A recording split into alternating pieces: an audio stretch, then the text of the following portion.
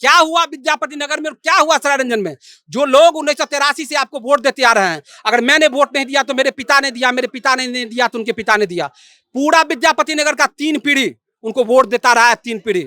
और मुझे बता दे, पूरे विद्यापति नगर में 14 पंचायत हैं। 14 पचे 70 दलाल को आप माइनस कर दीजिए, तो ऐसे 70 आदमी का नाम बता दीजिए जिसको उन्होंने रोजगार लगवा दिया। ऐसे 70 जगह को बता दीजिए जहां उन्होंने कोई विकास कर दिया है। दलाल को आप ही की तरफ बढ़िया बढ़िया बात बोलने वाला बहुत लोग हम बिहार में देखे। कुणाल जी पर भरोसा सरायरंजन का लोग क्यों करे? कल को वो भी भाग जाएंगे, चोर बन जाएंगे, दलाली करेंगे। जर्मनी में सुने बहुत लोग घर खरीद रहे हैं। अब खरीद रहे हैं कौन? अब माननीय मंत्री जी से जाके पूछिए कि जर्मनी में किसका घर है और कहां से खरीदा गया है, वो बताएंगे कि किसका घर है। सिगरेट फैक्ट्री उजियारपुर विधानसभा में बंद हो गया है, वहाँ वो यादव जी मिले हमको, वो बोले कि सरायरंजन में कुणाल जी हवा टाइट कर दिए हैं विजय जी का। बात सही है? बिल्कुल नहीं, सरायरंजन के लोगों ने उनको हवा टाइट कर दिया है। ऐसा गंदगी है और ना यहाँ टाइल्स लगा है, ना ऐसा कोई व्यवस्था है कि श्रद्धालु अगर आए तो बढ़िया से रह पाए।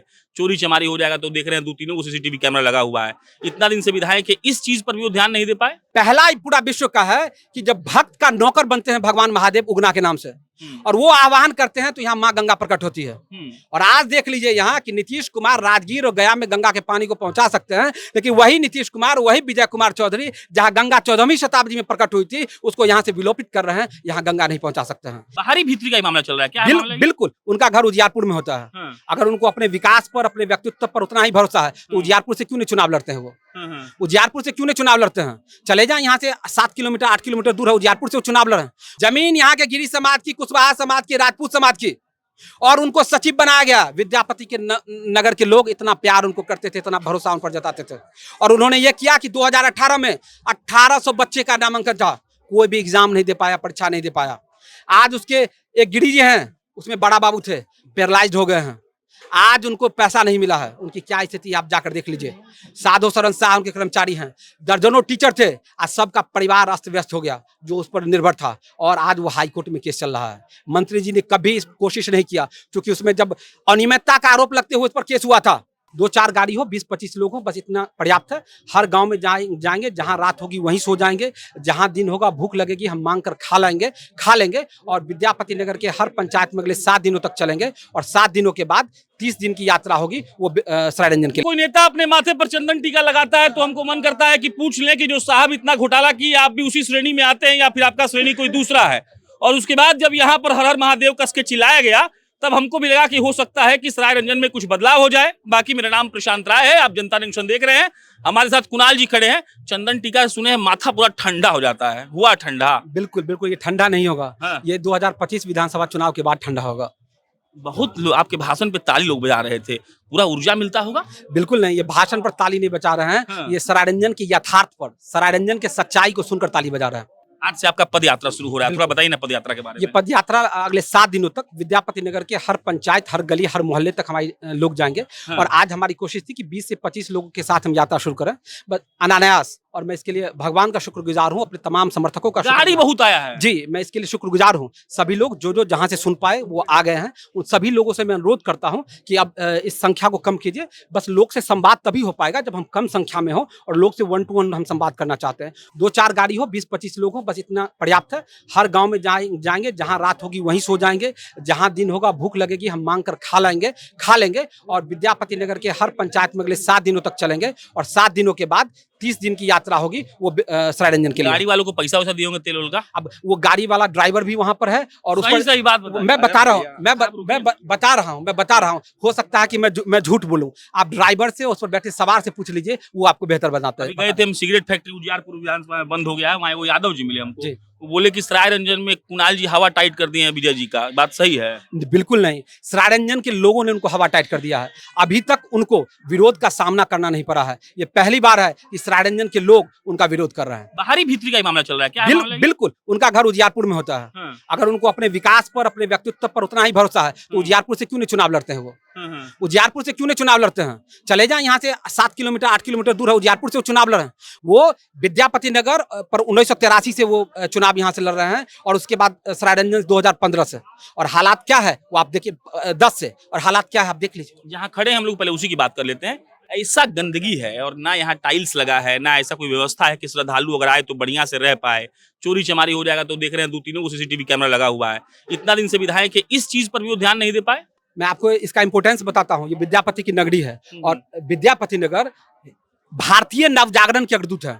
14वीं शताब्दी में वो जब कहते हैं कि पिया मोर बालक हम तरुणी कौन विधि जियब हे जननी, तो इस संदर्भ में रामविलास शर्मा आचार्य लिखते हैं कि ये चेतना पूरे भारतीय समाज में 14वीं शताब्दी में नहीं था जो विद्यापति में था। वो विद्यापति यहाँ आते हैं और पहला ही पूरा विश्व का है कि जब भक्त का नौकर बनते हैं भगवान महादेव उगना के नाम से और वो आह्वान करते हैं तो यहाँ माँ गंगा प्रकट होती है। और आज देख लीजिए यहाँ कि नीतीश कुमार राजगीर और गया में गंगा के पानी को पहुंचा सकते हैं, लेकिन वही नीतीश कुमार, वही विजय कुमार चौधरी जहाँ गंगा 14वीं शताब्दी में प्रकट हुई थी उसको यहाँ से विलोपित कर रहे हैं, यहाँ गंगा नहीं पहुंचा सकते हैं। आज यहाँ आप गंगा चले जाइए, 14 किलोमीटर आप चलेंगे दूर, वो रेगिस्तान चलना पड़ेगा। तो क्यों नहीं वाया नदी को सफाई करके वाया नदी के साथ गंगा को लिंकअप कर दिया गया? क्यों नहीं इसको पर्यटन स्थल के तौर पर विकसित किया गया? जितना गिरी समाज का युवा है, जितना विद्यापति नगर का युवा है, उसका विकास होता। किसी के पास रोजगार का अवसर है? आज इतना महत्व का मंदिर आपको आसपास बिहार में नहीं मिलेगा। इसका महत्व देवघर से ज्यादा है। यहाँ जिसका वंश नहीं चल रहा है वो आकर उगना महादेव के चरण में दर में माथा टेकता है, उसको बच्चा होता है। इतना बड़ा इस मंदिर की प्रसिद्धि है। लेकिन आज देख लीजिए, आप पूरे बिहार को घूमते हैं, आप देखिए यहाँ की सुविधा क्या है, यहाँ के लोगों के पास क्या सुविधा है। ये पूरी तरह से लूट खसोट का मसला है। और सिर्फ विद्यापति नगर में आपको मैं अनुरोध करूंगा, आप बहुत अच्छे पत्रकार हैं, मुझे आपसे बात करते हुए डर लगता है कि बिना रिसर्च के आपसे कैसे बात किया जाए। यहाँ से 1 किलोमीटर की दूरी पर विद्यापति नगर इंटर महाविद्यालय है। देख क्या है, बंद है।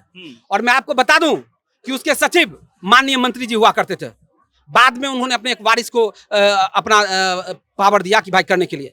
जमीन यहाँ के लोगों की, जमीन यहाँ के गिरी समाज की, कुशवाहा समाज की, राजपूत समाज की, और उनको सचिव बनाया गया। विद्यापति के नगर के लोग इतना प्यार उनको करते थे, इतना भरोसा उन पर जताते थे। और उन्होंने ये किया कि 2018 में 1800 बच्चे का नामांकन था, कोई भी एग्जाम नहीं दे पाया, परीक्षा नहीं दे पाया। आज उसके एक गिरी जी हैं, उसमें बड़ा बाबू थे, पैरालाइज्ड हो गए हैं। आज उनको पैसा नहीं मिला है। उनकी क्या स्थिति आप जाकर देख लीजिए। साधो शरण शाह उनके कर्मचारी हैं, दर्जनों टीचर थे, आज सबका परिवार अस्त व्यस्त हो गया जो उस पर निर्भर था। और आज वो हाई कोर्ट में केस चल रहा है। मंत्री जी ने कभी कोशिश नहीं किया, क्योंकि उसमें जब अनियमितता का आरोप लगते हुए उस पर केस हुआ था, अनियमितता का आरोप लगते हुए केस हुआ था, और सबको डर था कि अगर कॉलेज खुल जाएगा तो अनियमितता की बात फूट जाएगी, इसलिए कॉलेज को बंद करवा दिया गया साजिशन। अभी हाई कोर्ट में केस लंबित है। आप किस विकास की बात करते हैं? क्या एक स्नातक महाविद्यालय यहाँ नहीं हो सकता था? आखिर किया क्या विद्यापति नगर में? हुआ क्या हुआ विद्यापति नगर में? क्या हुआ सरायरंजन में?